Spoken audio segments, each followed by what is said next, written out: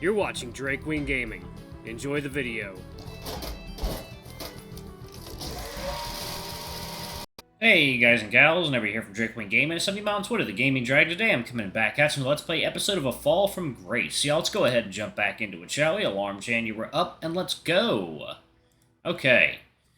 How could his friend turn so cruel after being so kind earlier in the evening?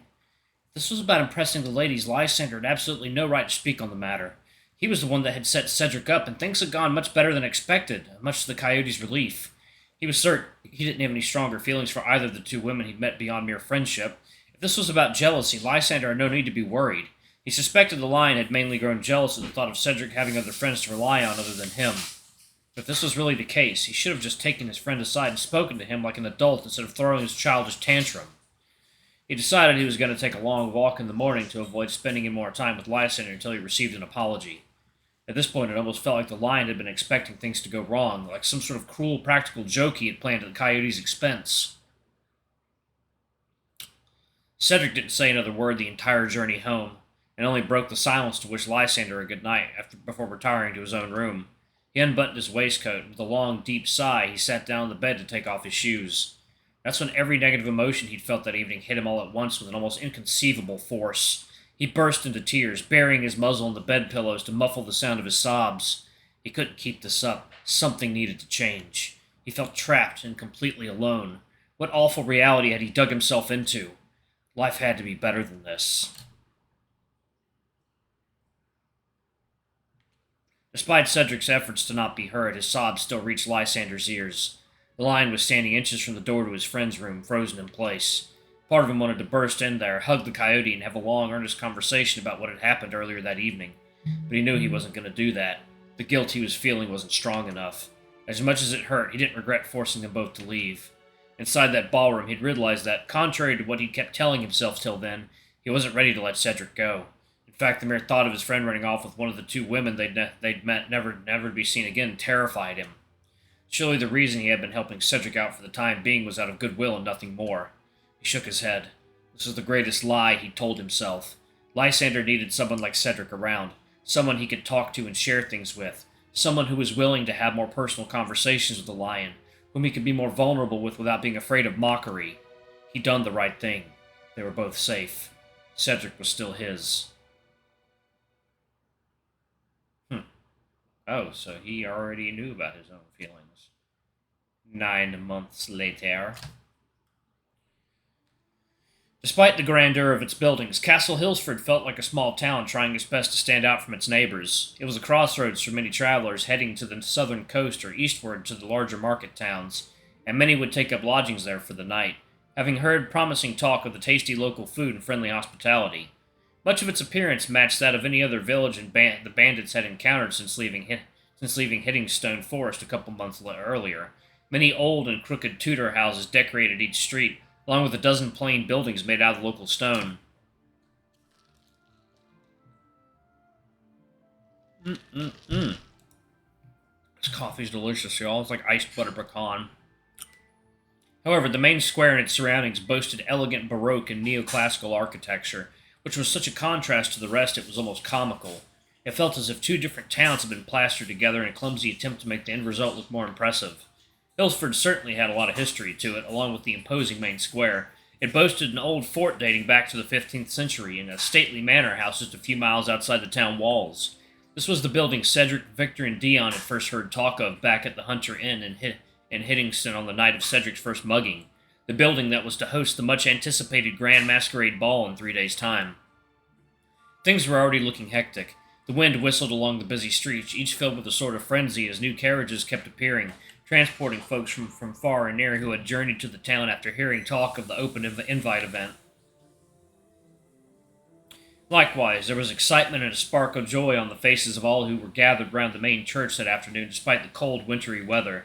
The crowd cheered as two newlyweds rushed out of the old wooden doors. One was a young rabbit, whose white dress was decorated with a great amount of colorful ribbons. The other was a soldier, a tall otter wearing his bright red uniform. 50 or so yards away, Selwyn and Ridley were observing the commotion, leaning on the stone wall outlining the surrounding graveyard. They had both donned a pair of dark overcoats to blend into the crowd and to go by unnoticed by the ever-present guards patrolling the streets. Selwyn was wearing a tricorn, whilst Ridley had donned his usual feathered hat. There wasn't much cause to be worried about being spotted, though, since the rabbits had kept a low profile after leaving their old camp behind them, following Dion's instructions. Their objective wasn't just to avoid attracting too much attention, but most importantly, they didn't want to give any hints as to where they might be headed. The masquerade were no strangers to being pursued by any local officers of the law. They were also well aware that the guards might still be searching for Cedric at Lysander's behest. The coyote had been classed as a missing person upon fleeing his hometown, thus meaning they had to practice the utmost caution at all times. Since leaving the old forest, everything had gone smoothly with nary a single mistake on their behalf, which had left the group feeling very confident, if a bit nervous at the prospect of a heist on such a scale as the one they had been planning. It is always lovely witnessing a happy occasion like this, don't you think, Rid? I hope those two go on to live a good life together. The bear took a while to reply, lighting his pipe. You know how I feel about marriage. Despite the cynical answer, Selwyn kept talking, following his train of thought.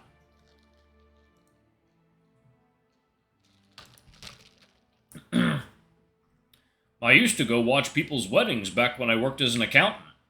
Did you now? Whatever for? I was hardly alive back then. All I did was sit in that office all day. I wanted to escape reality and picture myself living a happier and more exciting life. I'd go to social gatherings, ballrooms, parties, and such, but was never able to form any meaningful bonds with anyone. So I'd attend these events at church, just sitting by myself and watching them unfold. Wishing I had something to look forward to. Ridley put an arm around the house cat, pulling him in for a gentle hug. I'm glad you've since found a crowd of misfits you could call your friends and family, Sal. You matter to each and every one of us more than we'd ever be able to say. Now, how about you and I play a little game? Which of the people in that crowd would we be able to rob the most successfully? That's a game I can get behind. The fellow in the top hat. He'd be an easy one. You underestimate that caracal dressed in red. I'd empty his pockets in the blink of an eye. Oi, you two! He's trying to be butcher. The bandits jumped at the sudden sound of a familiar voice, and turned to see Cedric walking their way, carrying a sack on his right shoulder. At Dion and Ridley's suggestion, the coyote had now taken to wearing a dark red coat and a gold-leaf tricorn hat. Coupled with a pair of cream-colored pantaloons and new hunting boots, he'd grown out of his hair, which he now wore in a ponytail and displayed a newly grown mustache and goatee. At a glance, he looked nothing like any of his old portraits, copies of which Lysander had no doubt given the guards when first instructing them to be on the lookout for his former friend. There was also something different in his posture and walk compared to the Cedric the lion had last met. Mostly an air of confidence and charm he'd managed to adopt after getting used to living and working with the other bandits, an ease at knowing he could now command anyone's attention if he wanted. Upon reaching his friends, the coyote handed over the sack so that the bear could inspect its contents. There you go, Rid. All the clothes you asked me to get for the ball. As he spoke, he juggled a tiny silk purse in his gloved hand. The bear crossed his arms, shaking his head, yet unable to contain a smile. Dion said no picking purses, said. Cedric grinned, unfazed by Ridley's words. What Dion doesn't know can't hurt him, can it? And what if he were to find out? He'd forgive me, of course. You know I have my ways. The bear burst out laughing. You liar, your dick is good, but it ain't that good, said. When did I talk about sex? He'd forgive me since I'm such an honest and charming lad. After rapidly eyeing his surroundings as he spoke, upon noticing there was no one else in their vicinity, the coyote leaned forward to give Ridley a quick kiss. Oh my goodness. My, we really have corrupted you, boy. Wow, Whew.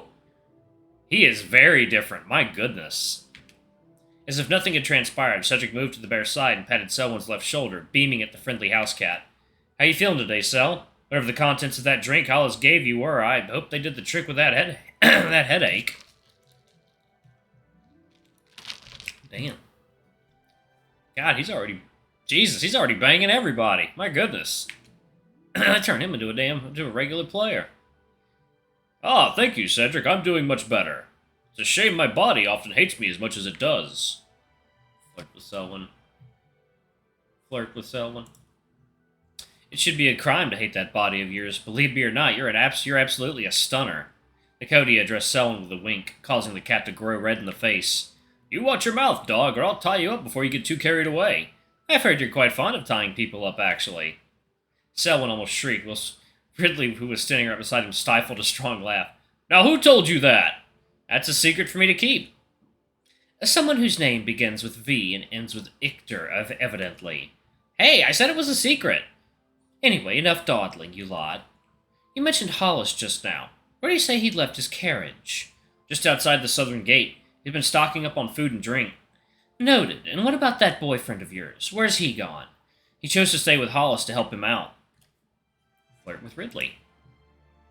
Cedric softly extended a hand towards the bear's chest, lowering his voice. Are you planning on seducing this innocent coyote while his lover is elsewhere? Ridley sneered, imitating his comrade's seductive tone. As if Vic wouldn't get off to that. You can't fool me, you two. Plus, if I wanted to seduce you, I'd do it in my tent after having robbed a carriage on Plowman's Hill. Seemed to do the trick last time. The house cat cleared his throat, almost making the others jump out of their skin. Selwyn took a few steps away from the others, gesturing at them to follow him. Right, well I think we're all done here. Shall we go meet up with Dion and Blake? Aye, let's. I flirt with everyone like I fucking did in the newer Assassin's Creed games. God, I slammed ass all over the Greek Isles. They walked over to the crowded main square, attempting to spot their leader amongst the masses that had shown up to attend a play performed by a traveling theater company. A rickety wooden stage had been set up at the center of the square, without a painted backdrop so that the actors and props they were using could be visible from all angles. A familiar canine figure slid through the crowd, rushing up to greet his companions. About time, you lot. I would have shot someone if I'd had to stand a minute more of this awful comedy. Easy now, Blake. Where's Dion? What do you think? Front fucking row. Try not to stand out, he says. Blend in with the crowd, he says. 7-foot-tall hyena in the front row. You can't make this shit up. Shall I go fetch him? Do us all a favor. Ridley marched sternly, heading for Blake. He was already sick of the Doberman's cynical mannerisms. Why must you always pretend you hate every minute of everything? It doesn't make you more attractive. It makes you a bore to deal with. I'll break your kneecaps, you jackanapes. It's been half an hour of married couple hating each other jokes, interspersed with the occasional women or whores jokes. Tell me that's good entertainment, I dare you. The bear kept silent for a few seconds. All right, you might have a point.